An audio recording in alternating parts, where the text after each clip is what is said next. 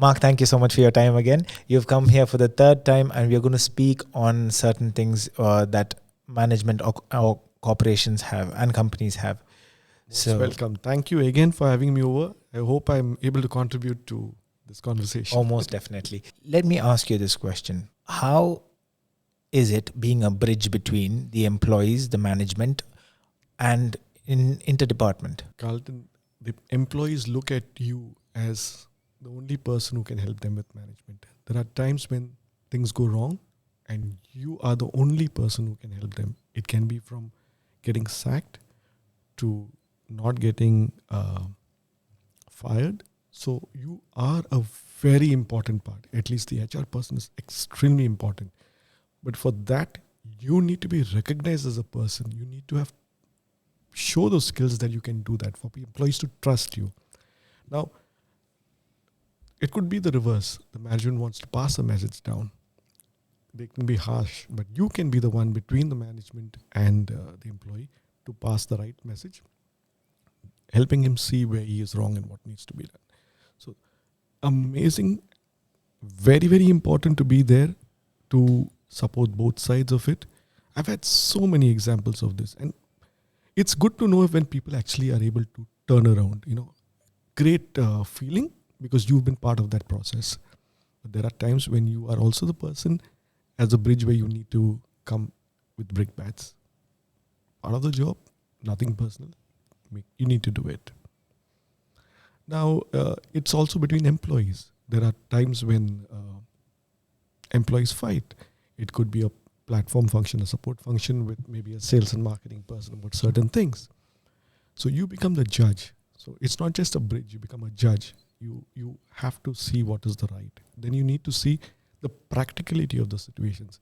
And then you need to veto and be a person to say that this is an exception, I agree. But again, for that, you need to be recognized by management and have the power to do that. And that doesn't come overnight. That comes by what all you do in the company. I'm talking specifically of HR, how they are expected to be seen. Now, the bridges in this country doesn't end just in the office. There are times when you have to be a bridge between families. I've had to face that too. Mm-hmm. The families have problems, you can be, because they trust you enough to be able to counsel. When it comes to their children, you are also involved. There is advice that you give about education, about countries to go, where to look out. So you are involved in a lot of things. At least I am. So I enjoy this part of the job, being that person in between who can give advice. Now, the HR is also employed by the company.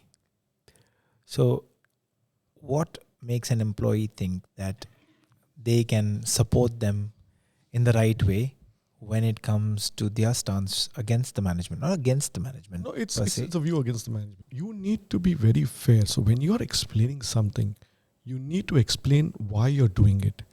Now, over a period of time, the employees will be able to see it. Do not fib. Be very honest. Don't carry the cross. If you have to tell the employee that they are wrong, why they are wrong, explain it. It's for them to then think about it. I had a case where it was a manager and it was based on a certain exercise that was required to be done, part of his training. And he said, no, I have not done this. But I explained to him what it was and he didn't. But he went home, thought about it. The next day he came and says, no, you're right. Actually, that happened. I said, yeah, I saw it and therefore I'm telling you. So that takes time for it to happen, for people to accept you only after you show how good you are, that you are fair, you're honest, and you're going to be straight upright, whether it's a management or an employee. So it takes time definitely to earn trust. Definitely. Trust is not earned overnight.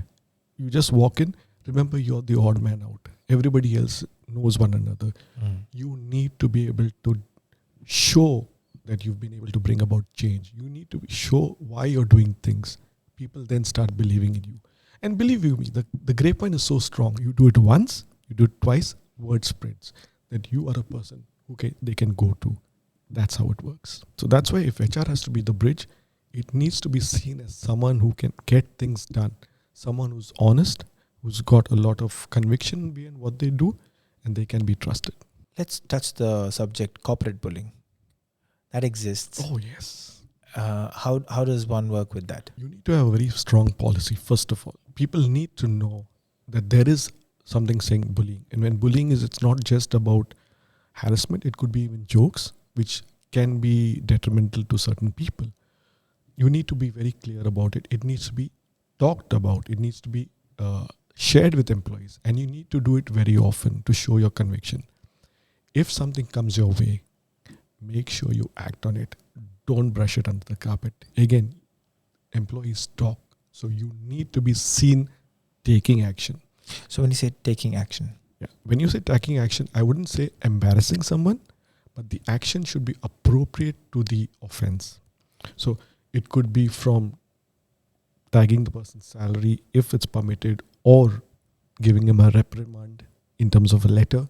You need to be seen doing it. So the employee there who gets it will know about it. And the employee who's complained about it, A, the name should be silent, not known to anybody. And B, you should tell the person, I've already taken action. But what I'm telling you is for your own doing, not for anything. It's just for you to know that we've taken action. You don't need to tell them about action, but you should reassure them that action has been taken. I've done that very often. We've done it in different places. When employee, and like I said, people talk. That's why I'm saying don't talk about the action you've taken. Say that action is taken. Nothing more than that. They have to believe that. That's where it ends. Now, they may want to say that, no, I don't believe you. But over a period of time, when they see the change, for example, if the person stops harassing, then it's a noticeable change. So they will see it. So to clarify, you're saying that whoever's gone through the bullying bit, they take action by speaking to the HR. They should come and talk to HR, because we do keep things confidential. Mm-hmm.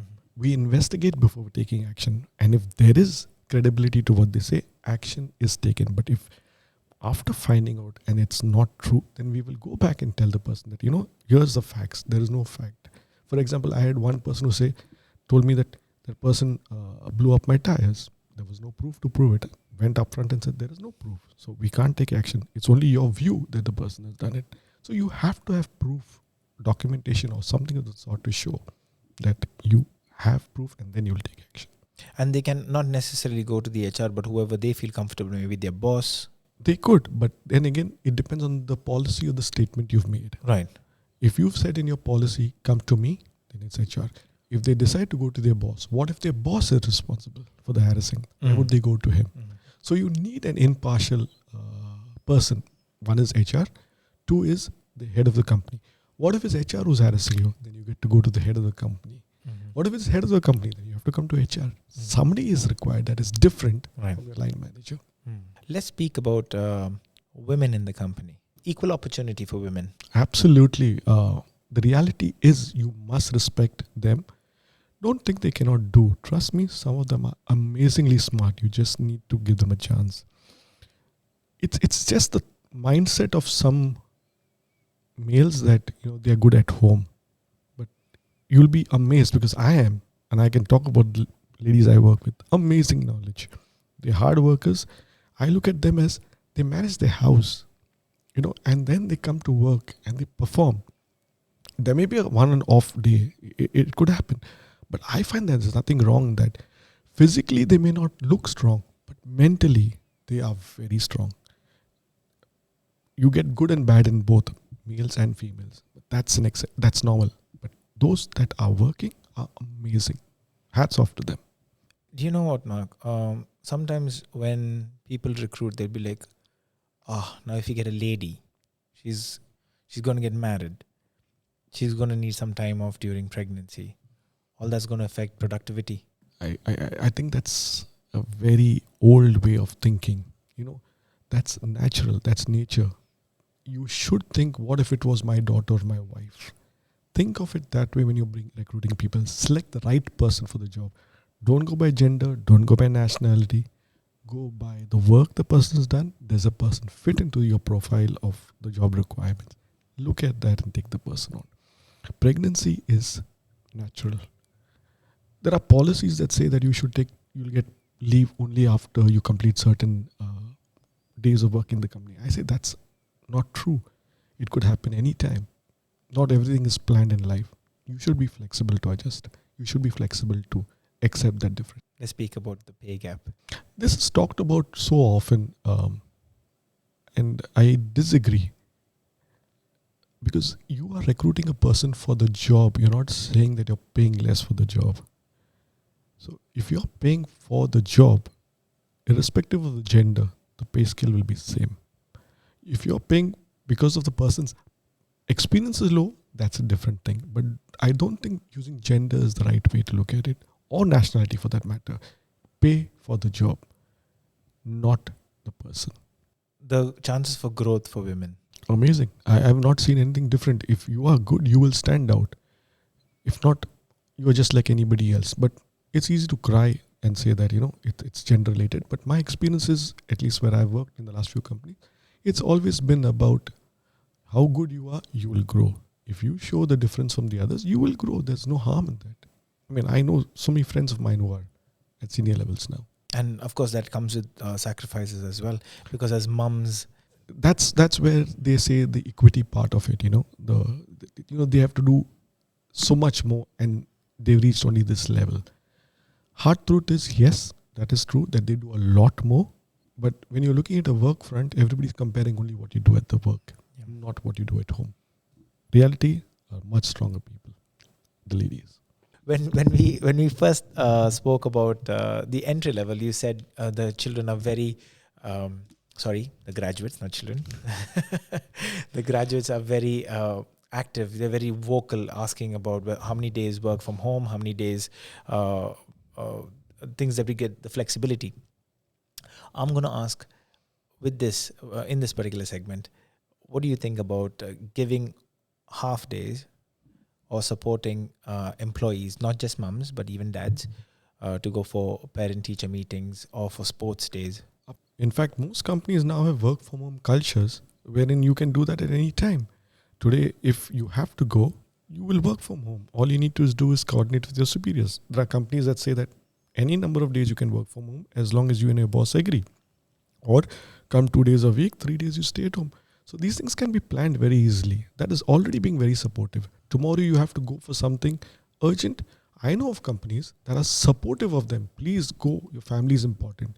It's very important to see, again, the culture of the company. Are they workaholics? Are they supportive of family? If they believe the family is important, everything else falls into place. The culture of the company is important. And that's easy to find out. All you need to talk to is some ex-employees, recent. Talk to them, you will find out. And how to find them? Get onto LinkedIn. Find out the company you're looking at. Look for people. Talk to them. You will get to know. You will understand why they've left. They could have left because of career and not because of anything else. You will also be able to judge by the number of ladies they have. But you may not have that answer. But as you come in, you can actually see it. You talk to the ladies. They will tell you what's happening, how good this company is. All that information is all available. It's just asking the right people. So we have the maternity leave here. What about the paternity leave? Actually, we have that. I mean, most companies have already put that in place.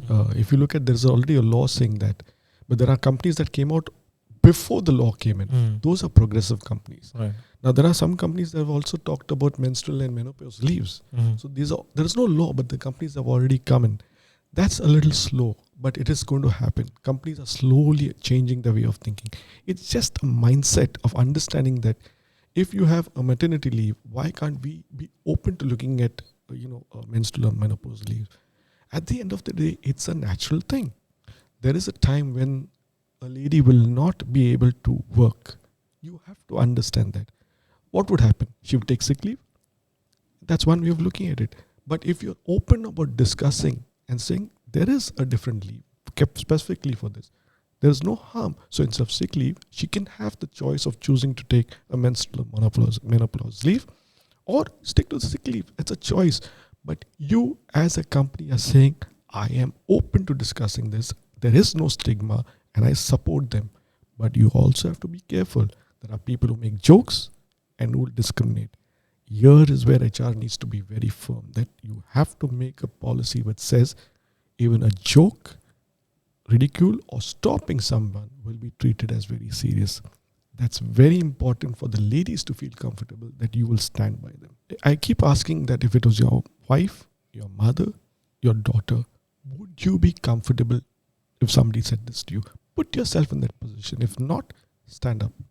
And I would love it if people stand up and tell someone, please shut your mouth. This is not a topic to talk. But there are very often people who also joke about it. That's the sad part. Thank you so much for your time, Mark. It was really, really a pleasure having you for the 3 series. And I'd look forward to speaking with you again. Most welcome, Carlton, and thank you again for having me over. I only hope I've contributed enough to your... Oh, you have done much more. Thank you so much. Thank you very much.